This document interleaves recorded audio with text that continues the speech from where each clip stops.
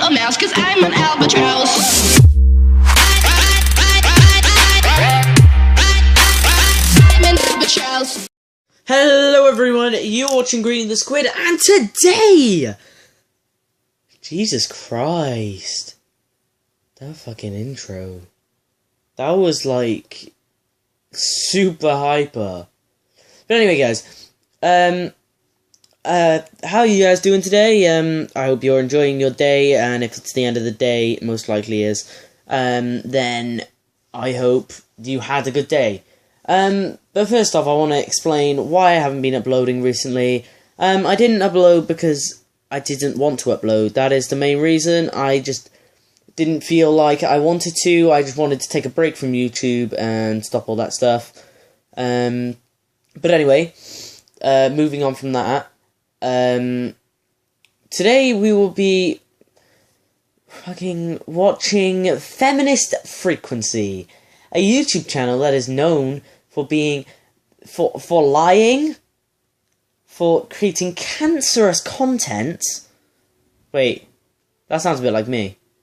But anyway, creating cancerous content, and also just being feminists, being bad feminists that have no idea what they're talking about. But anyway, sit back, relax, grab your dildo, and be sure to shove it up your ass.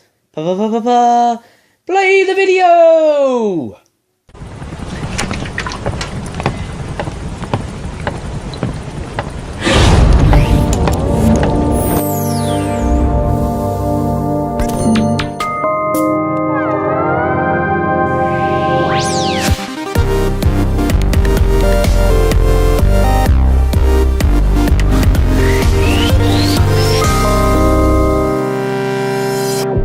Movement can be a powerful thing.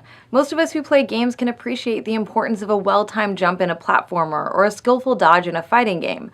Yeah, I mean, I guess we do appreciate the friggin' jumps and the things like that in video games.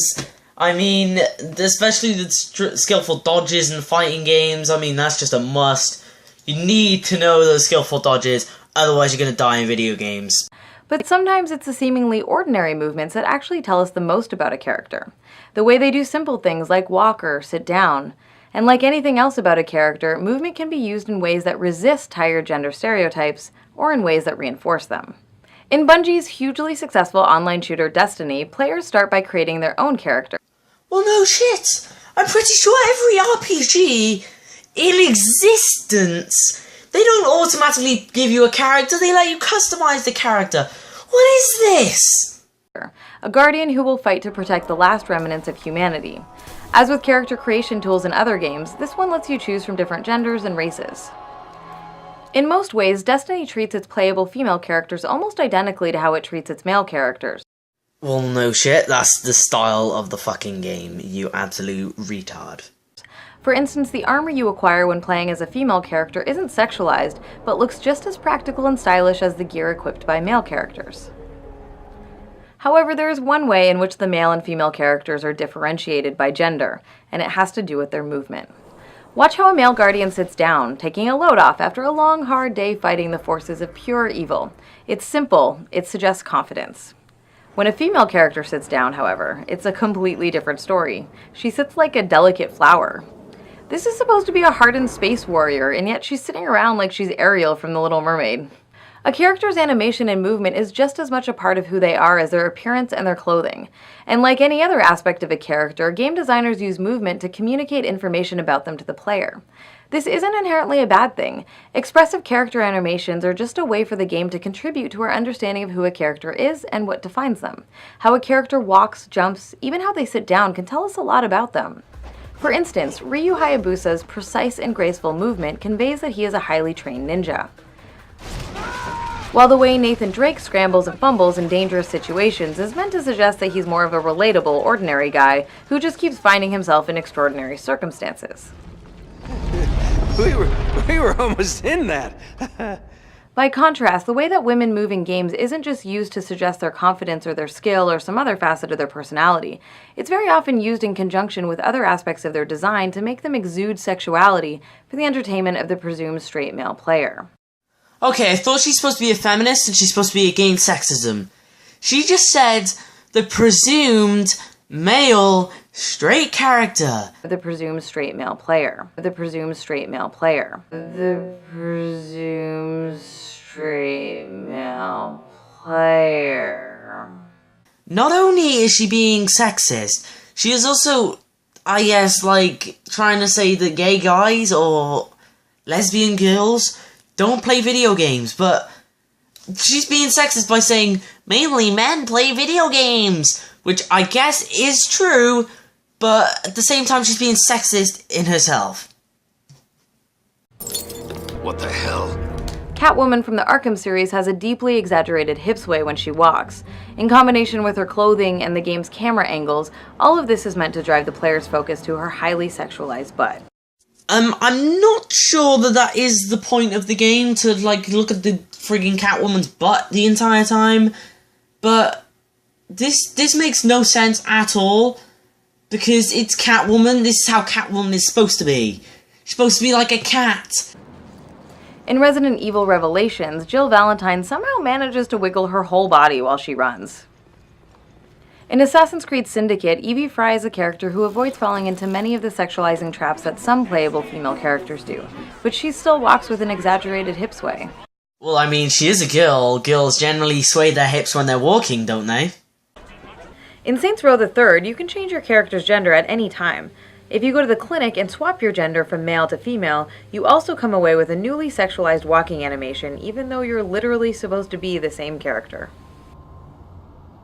Male heroes are allowed to simply walk like normal human beings in ways that are average or strong or graceful or goofy.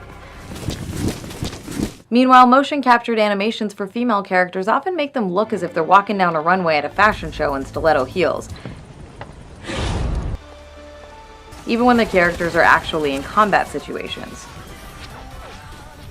Watching these characters' in-game movement animations, you'd think that the director of the motion capture session directed them to walk like a model instead of a hardened space warrior, or master thief, or bioterrorism agent, or crime boss, or vampire, or assassin. Of course, in the real world, people do walk with a sway of the hips when wearing high heels. Exactly. She just proved my point. People do walk like this. This is not just because games and it's supposed to make them more sexual. Nathan. If we want to get really technical about it, this slight hip sway occurs in order to maintain balance. This in and of itself is not a problem, other than generally being deeply uncomfortable. But it raises an important question. Why are these female characters in combat roles wearing high heels? With all the fighting, running, and climbing these women have to do, dressing them in heels is clearly a decision rooted in sexualized aesthetic pleasure rather than believability. Okay, so high heels are supposed to be sexually pleasuring now. What? This makes no sense! I prefer a girl to be wearing Converses, or Vans, or Nike, or Adidas, or whatever, over her wearing high heels. Not gonna lie! In fact, animating so many female characters in games to fit into this very gendered, sexualizing walk pattern is an example of one of the ways the male gaze manifests in video games. The term male gaze was coined in 1975 by feminist film critic Laura Mulvey, and refers to the tendency for the visual arts to assume and be structured around a presumed masculine viewer, or in this case, player. The male gaze manifests when the camera takes on a perspective of a stereotypical heterosexual man. An indisputable example of this is when the camera lingers, caresses, or pans across a woman's body, although it's not always that obvious. In games, it can be as simple as the in-game camera resting so that a character's butt or breasts, or both, are center-line.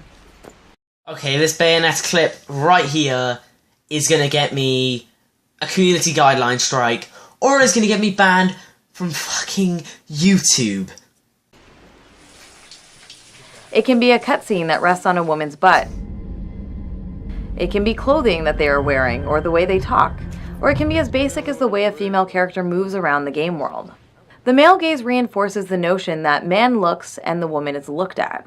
Or as art critic John Berger explains in the 1972 book Ways of Seeing, men act and women appear.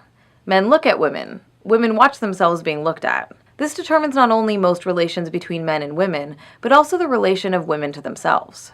To be clear, the male gaze is not a hard and fast rule. It's a theoretical concept that is meant to help us understand the sometimes subtle and nuanced ways in which our culture influences media. Oh, and that's it, that's the end of the video. In conclusion today, guys, we have found out that feminist frequency do not like men. They want to kill men. Like, freaking kill men. Well, not kill them, but you know what I mean, guys. They don't like it. They don't like it when men look at girls. Ooh, that's gonna happen. Girls look at men, don't they? Freaking... Okay, I'm done, guys. I'm done. If you enjoyed this video, give it a big thumbs up. And also, if you're new, please subscribe for more videos. I'll see you guys next time.